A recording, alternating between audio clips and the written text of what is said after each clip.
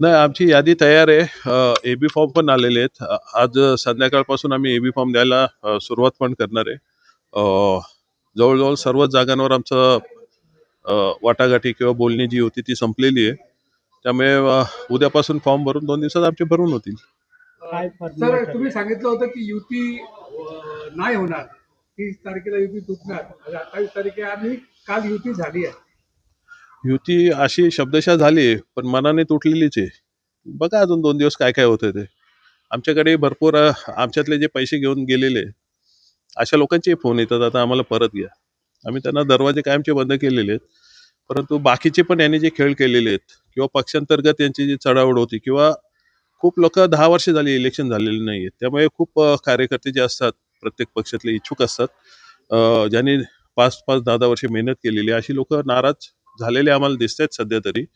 आणि युती अशी यांची झाली असेल दिसते वरवर, परंतु ती तसं नाहीये.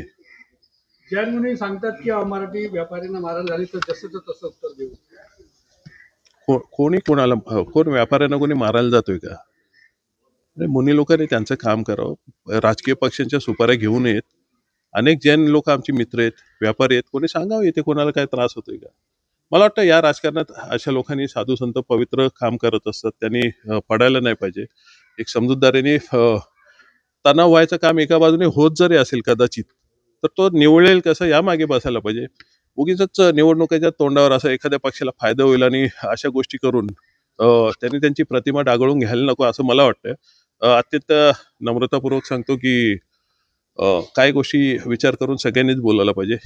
तुमच्याकडनं इतर लोक आदर्श घेत असतात, त्यामुळे तो विचार त्यांनी करावा. ज्या पद्धतीने कल्याण डोंबिवली पाहिलं